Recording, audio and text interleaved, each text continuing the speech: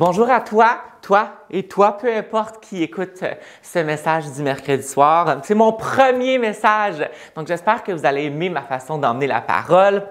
Donc, moi, j'aime ça. Vous allez voir commencer avec des questions. Vous allez voir, vous allez avoir beaucoup de questions que vous pouvez répondre en commentaire, mais ça va être le fun. Première question, est-ce que tu as déjà dit une des phrases suivantes, même cette semaine, là? Première phrase, bien, ce serait plus rapide si je le fais moi-même. Deuxième question, bien, je ne veux pas déranger personne, fait que je le ferai dans mon emploi du temps à moi. Troisième question, ça ne me dérange pas de donner un coup de main, là. Il n'y a aucun problème. Ou, quatrièmement, j'aime trop ça à être occupé. Écoute, si tu as répondu oui à aucune de ces questions-là, le message est pour toi. Le titre, c'est vraiment 4 façons d'être présent en sa présence pendant le temps des fêtes et j'espère que ça va même découler dans la nouvelle année. Donc, plongeons dès maintenant. Premier point, faites-lui de la place. On voit dans Luc 2, 7 qui nous dit « Et elle enfanta son fils premier-né, elle l'emmaillota et le coucha dans une crèche parce qu'il n'y avait pas de place pour eux dans l'hôtellerie. » C'est terrible de penser qu'il n'y avait même pas de place dans l'hôtellerie pour lui, que Jésus devait naître dans un étable et être déposé dans une mangeoire. Est-ce que tu as déjà pensé que si les gens dans le temps-là savaient qui était Jésus, pensez-vous qu'ils auraient fait de la place dans leur maison pour lui ou encore mieux qu'une maison? La réalité de la chose, c'est que même aujourd'hui, on commet la même erreur. Est-ce qu'on donne place première dans notre cœur à Jésus? Puis pour certains, c'est peut-être pas le cas. Pour certains, c'est peut-être parce qu'on est constamment occupé. La vie fait en sorte qu'on n'a pas le temps de lui faire de la place. Mais la réponse à ça, c'est que la vérité est qu'avec l'aide de Jésus, la vie sera meilleure et encore plus facile. Pour certains, c'est peut-être la peur qui fait en sorte qu'on ne lui donne pas assez de place. On a peur de ce que Jésus va penser ou même dire quand il vient habiter en nous parce que c'est plus laid qu'on pense que c'est. Mais la réponse à ça, c'est que Jésus ne détruit pas les choses, mais les améliore. La vérité, c'est que Jésus t'aime vraiment et désire ce qu'il y a de mieux pour toi. Peut-être pour certains, c'est un manque de connaissance. On ne connaît juste pas Jésus, fait que c'est pour ça qu'il n'habite pas en nous, qu'on ne lui donne pas une place première. Mais pour ces personnes-là, toi qui connais Jésus, tu es la réponse. C'est à toi de partager la bonne nouvelle de l'amour pour l'humanité de Dieu. On voit dans Apocalypse 3:20 qui nous dit « Voici, je me tiens à la porte et je frappe. Si quelqu'un entend ma voix et ouvre la porte, j'entrerai chez lui, je souperai avec lui et lui avec moi. » Et j'aimerais vous lire quelque chose aujourd'hui. Jésus est persistant et continue à tendre la main avec amour.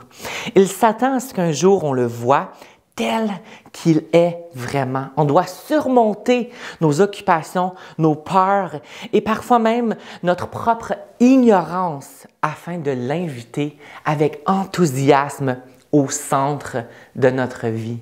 Alors, je prie que pour la prochaine année et même pendant le temps des fêtes, que ce dicton suivant puisse être au plus profond de notre cœur et qu'on puisse déclarer « Je ferai toujours, en majuscule, toujours, de la place pour Jésus dans ma vie. » Peu importe l'heure de la journée, il est toujours prêt à passer du temps avec toi. Il veut te rencontrer, il veut s'approcher de toi. Puis la réalité, c'est qu'il est déjà prêt. Il n'attend que toi. Alors, premier point, fais de la place pour lui dans ta vie. Deuxième point, sois toi-même le cadeau. On voit dans 1 Corinthiens 12, 7, « Chacun reçoit le don de montrer la puissance de l'Esprit Saint, et cela pour le bien de tous. » On a tout un cadeau qui s'est retrouvé dans le fin fond d'une armoire, que quand on l'a reçu, on l'a vraiment aimé, on se sentait aimé, c'est de quelqu'un qu'on aime vraiment, on est comme « Wow, j'aime vraiment ce cadeau-là ». Mais la réalité, c'est que par le tourbillon de la vie, il se ramasse dans le fin fond d'une armoire, caché, avec des affaires qui sont inutiles. Pourquoi? Puis ça m'a fait réfléchir à ce qu'on fait vraiment avec les dons de Dieu dans notre vie. Les dons que lui nous a offerts. La question, c'est que est-ce qu'on sait les utiliser de la bonne façon? On voit dans 1 Corinthiens 12:7 qui nous dit « Chacun reçoit le don de montrer la puissance de l'Esprit, et cela pour le bien de tous. » Moi, là, j'imagine que Dieu, avec son infinie créativité, s'est penché sur chacun d'entre nous, comme il nous a formés, sélectionnant des capacités et des dons spirituels uniques pour nous préparer à l'œuvre à laquelle il nous a appelés. On voit ça dans Éphésiens 2:10 qui nous dit « Car nous sommes son ouvrage, ayant été créés en Jésus-Christ pour de bonnes œuvres que Dieu a préparées d'avance, afin que nous les pratiquions. » On voit que ces dons-là, ce n'est pas pour nous, ce n'est pas pour soi-même, c'est pour son peuple. C'est à nous, en fait, d'examiner dans la prière ce qu'ils sont et de voir comment nous pouvons les utiliser pour servir un monde qui en a désespérément besoin. C'est notre but, c'est notre vocation dans la vie. Imagine ce que ce serait un monde si on commencerait à gérer les dons de Dieu qu'il nous a donnés pour servir les autres. Alors, une question, quel don peux-tu mettre à l'œuvre aujourd'hui pour être un cadeau à ton prochain? Ce qui m'amène à mon troisième point, sois toi-même la lumière. On voit dans Matthieu 5, 14 à 16 qui nous dit « Vous êtes la lumière du monde. Une ville située sur une montagne ne peut être cachée, et on n'allume pas une lampe pour la mettre sous le boisseau, mais on la met sur le chandelier, et elle éclaire tous ceux qui sont dans la maison. Que votre lumière luise ainsi devant les hommes, afin qu'ils voient vos bonnes œuvres et qu'ils glorifient votre Père qui est dans les cieux. » Encore une fois, c'était Matthieu 5, 14 à 16. Jésus compare en fait ses disciples à une lumière, disant que nous sommes aussi la lumière du monde, incapable d'être cachée. Puis on s'entend que personne ne met une lampe sous une bolle. Mais non, une lampe, c'est conçu pour aider les gens à voir dans les endroits les plus sombres.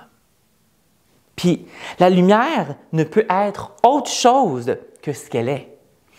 Elle est lumineuse, elle dissipe les ténèbres, elle permet aux gens de voir ce qu'ils font. Dieu est lumière, et puisqu'il a envoyé son Saint-Esprit vivre à l'intérieur de nous les croyants, nous le sommes aussi. En tant qu'ambassadeurs de Dieu sur terre, nous brillons même si nous ne le savons pas. Alors Dieu nous appelle à avoir une foi active et non passive.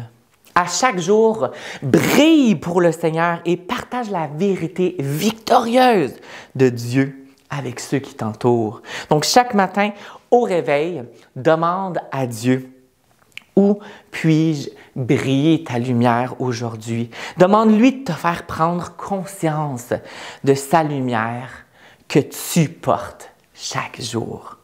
Ce qui m'emmène à mon dernier point. Assieds-toi dans l'admiration.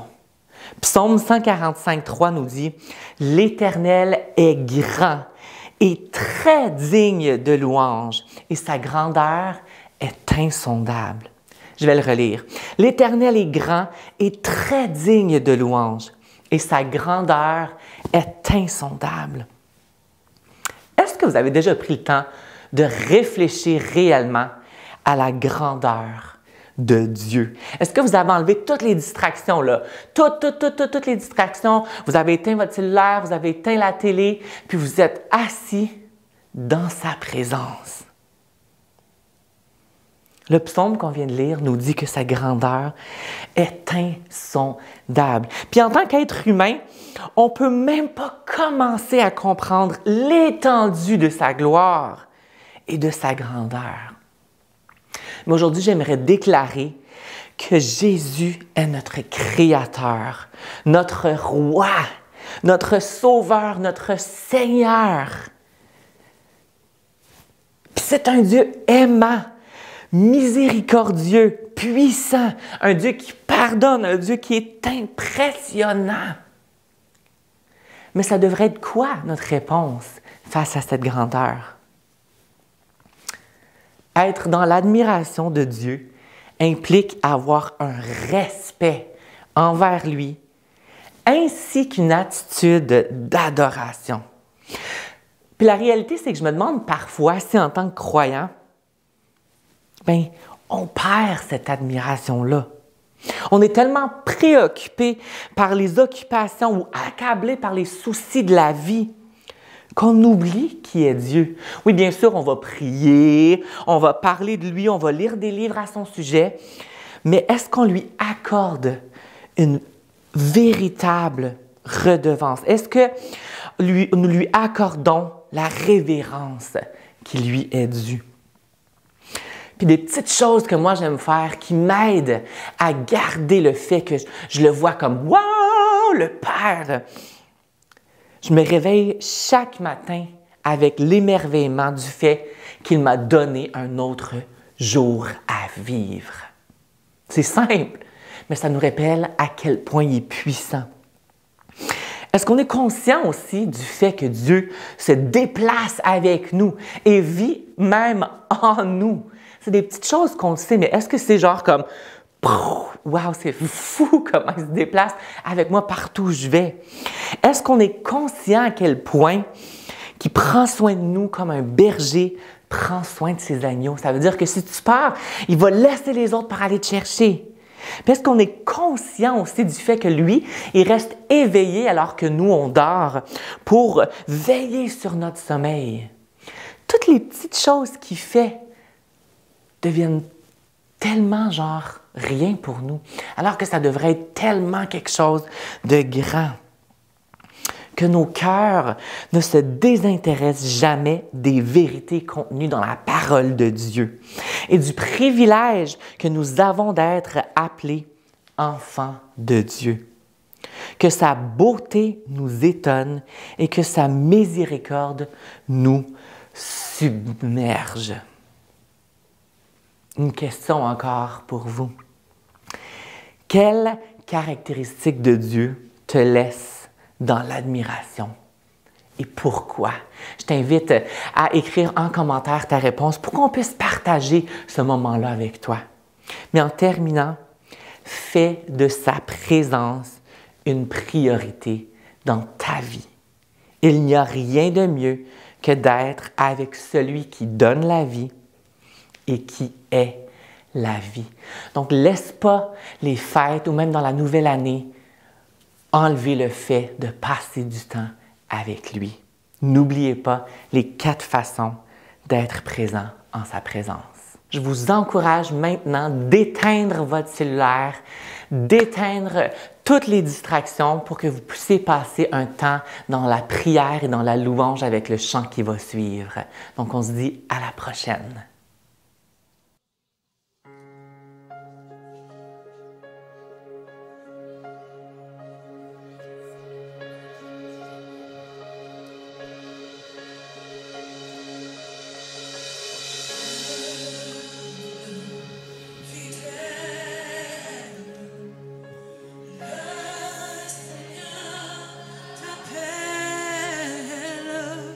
C'est fait sur terre, le Christ est né. Viens à la crèche, voir le roi du monde. En lui vient reconnaître. En lui vient reconnaître